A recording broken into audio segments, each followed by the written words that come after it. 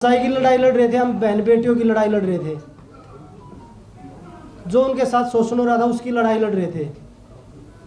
नहीं तो हम भी एक्टिव खिलाड़ी थे, हम भी देश के लिए मेडल जीत रहे थे।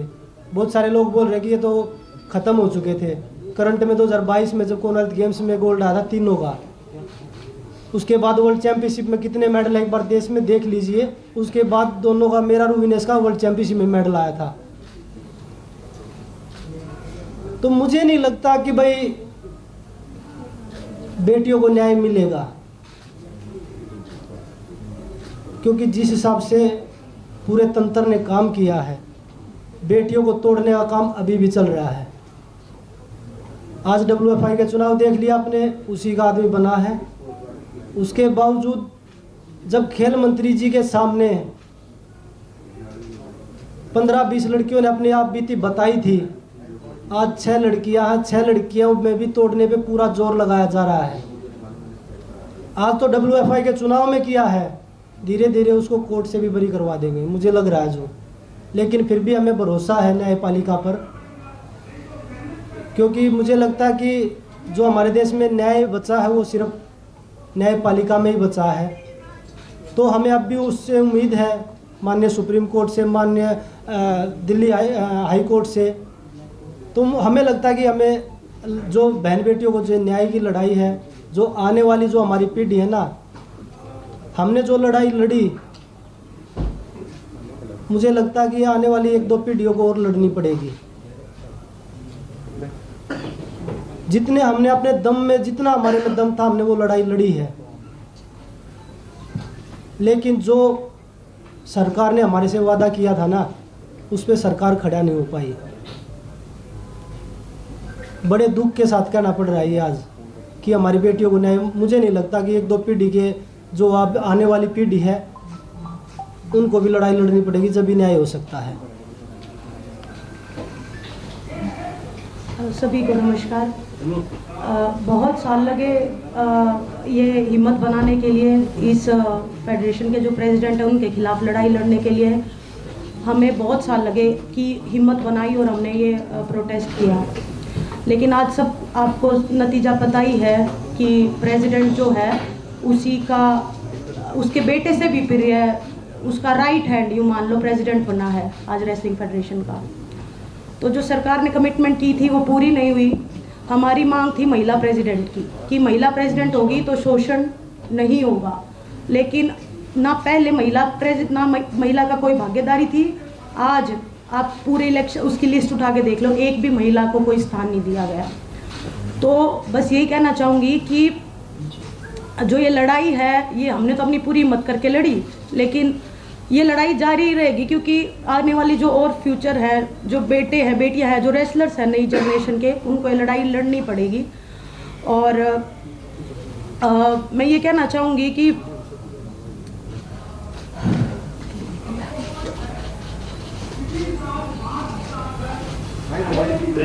आप सबको पता है कि हम जैन में आए थे, लेकिन मैं एक बात आपको बताना चाहती हूँ कि हमने जब हर तरीके से कोशिश कर ली थी, उसके बाद हम दिल्ली की सड़कों पे आके बैठे थे। सबसे पहले हम गृह मंत्री जी से मिले थे, मैं और बजरंग गए थे मिलने के लिए। हमने उनको इस बारे में बिल्कुल अवगत कराया था, क्लियरली हमने नाम लेके लड़कियों का बताया था कि किसके साथ में क्या क्या हुआ है। प्लीज़ आप इसको देखिए और प्लीज़ हमारी रेसलिंग को आप बचा लीजिए, क्योंकि अभी अंत हो रहा है।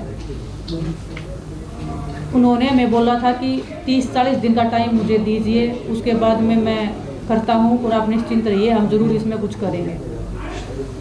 3-4 महीने वेट करने के बाद में हम जंतर मंतर पे आए थे, हमने लड़ाई लड़ी थी, जो आप सब देख रहे हो, पूरे देश को पता है।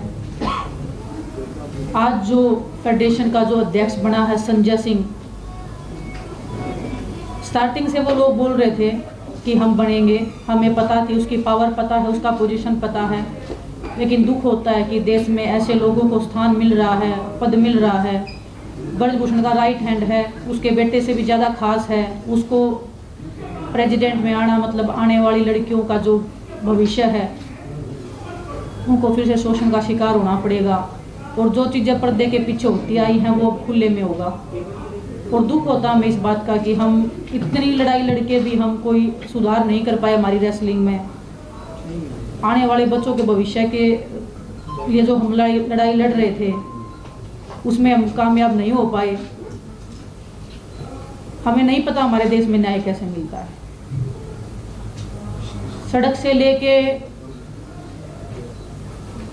रेसलिंग मैट से लेके बंद कमरों से लेके हमने हर किसी को अपनी बात बताई है। ऐसा नहीं है कि हम सीधा सड़क के ऊपर आ गए। हमने हर तरीके से कोशिश की है। जो स्पोर्ट्स मिनिस्ट्री है हमने उनको क्लियरली बताया है कि ऐसे ऐसे हो रहा है, प्लीज आप कुछ करिए। पूरे देश को पता होते हुए भी ऐसे लोग जो शोषण कर रहे हैं, महिलाओं का करते आए हैं, उनको फिर से संवैधानिक पदों पे बिठाया जा रहा है, उनको स्पोर्ट्स में जगह दी जा रही है। जो एक महिला थी, हमें उम्मीद थी कि कोई महिला आएगी, आने वाली जो बच्चियां हैं वो एक संतुष्टि फील करेंगी कि एक महिला है, और उनको भी एक हौसला मिलेगा कि हाँ कि हम अभी सेफ हैं। ना तो पहले रेसलिंग फेडरेशन में कोई भी एक लड़की थी, ना कोई भी आगे लड़की है। मैं हमारे आने वाले रेसलर से कहना चाहती हूँ कि आने वाली 2 या 4 पीढ़ियाँ तैयार रहिए शोषण के लिए। शायद आपको भी ये लड़ाई लड़नी पड़ेगी, हम जो ये लड़ाई लड़ रहे हैं। भगत सिंह जी ने जब देश के लिए फांसी लगाई थी, देश तभी आज़ाद नहीं हुआ था। काफ़ी साल लग गए थे उनको अपने देश को आज़ाद होने में भी। हम उम्मीद बहुत कम है, फिर भी हम उम्मीद कर रहे हैं कि हमें न्याय मिलेगा।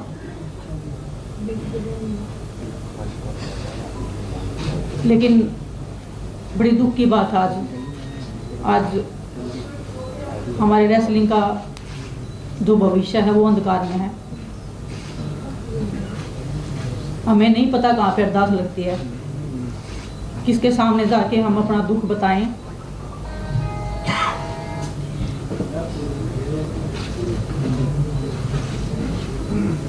आज आप सबके सामने आए हैं, हम ट्रेनिंग कर रहे हैं, फिर भी हम बैठे हैं यहाँ पे, फिर भी हम लड़ाई लड़ रहे हैं। उम्मीद कर रहे हैं कि वो आस और उम्मीद हम फिर से जगा पाएं।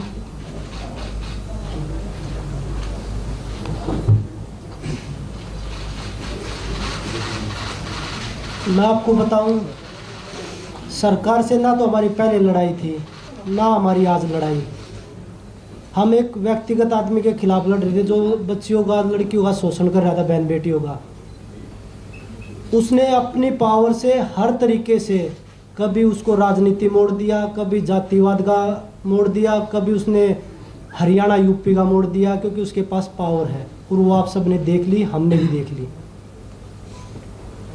जो हमारे से जितने भी लोग जुड़ रहे हैं प्रोटेस्ट से, चाहे वो हमारे कोचेज हैं, चाहे वो हमारे खिलाड़ी हैं, चाहे उसमें हम हैं, किसी का भी अब आगे भविष्य सेफ नहीं है। किसी के साथ भी कोई भी घटना, चाहे वो कार एक्सीडेंट लगा लीजिए, चाहे वो कोई भी A to Z कैसे भी आरोप लगा लीजिए, वो लगने शुरू हो जाएंगे आगे। क्योंकि हम सब ने, पूरे देश ने उसकी पावर का, उसका जो तंत्र है, जो काम कर रहा है उसके पीछे, वो सब ने देख लिया है। जिस तरीके से वो लोगों में अपना भ्रम फैला रहे हैं, लोगों को तोड़ने की। जब 20 लड़कियां स्टार्टिंग में आई थी, उनमें उन्होंने 6 छोड़ी, उनके भी पीछे एक एक करके सबको तोड़ने लग रहे हैं। तो इससे बुरा दौर क्या होगा देश के लिए। और मुझे नहीं पता, वो न्याय, विनेश भी बोल रही थी, साक्षी बोल रही थी, कब मिलेगा ये लड़ाई। चलो हम लड़े, हम नहीं जीत पाए, लेकिन ये लड़ाई किसी न किसी को, जो आने वाली पीढ़ी उनमें, उनको भी किसी न किसी को लड़नी पड़ेगी। विनेश ने बताया, भगत सिंह को जब फांसी हुई थी तो उसके 20-25 साल बाद हमें आज़ादी मिली थी। लेकिन पता नहीं कुश्ती से आज़ादी हमें कब मिलेगी। अब हमारे रेसलिंग का कैरियर, हमें नहीं लगता कि आगे हम रेसलिंग कर पाएंगे या नहीं कर पाएंगे। क्योंकि जब उसी के लोग आ रहे हैं, वो उन जो बच्चे हैं जो उनके खिलाफ लड़ाई लड़ रहे थे, इतनी हिम्मत जुटा के वो आगे आए थे, इतने साल लग गए उनको ये हिम्मत जुटाने में। और वहीं इस वक्त एक और बड़ी खबर आ रही है। संजय सिंह बृजभूषण का दाहिना हाथ है, ये कहा है पहलवानों ने। रेसलिंग का भविष्य अंधकार में है। अभी आपने देखा पहलवानों की प्रेस कॉन्फ्रेंस चल रही थी, इसमें बजरंग पुनिया, साक्षी मलिक, विनेश फोगाट लगातार प्रेस से बात कर रहे हैं और बड़ी बात बोली है। हम सच्चाई की लड़ाई लड़ रहे थे, लड़ रहे हैं और लड़ते रहेंगे। हमने महिला अध्यक्ष की मांग की थी। ये साक्षी मलिक और विनेश फोगाट दोनों ने ये बात सामूहिक तौर पर कही और लगातार ये पहलवान इस बात की मांग उठा रहे थे कि महिला अध्यक्ष जो है वो होना चाहिए। और विनेश फोगाट ने कहा कि रेसलिंग का भविष्य अंधेरे में है, हमारी लड़ाई जारी रहेगी। तो ये आप पहलवानों को सुन रहे थे और लगातार जो मसला है उसके बारे में अगर हम आपको बताएं तो बृजभूषण शरण सिंह अभी तक WFI के अध्यक्ष थे, लेकिन उन पर तमाम आरोप और उसके बाद अब एक बार फिर से WFI का चुनाव हुआ और संजय सिंह WFI के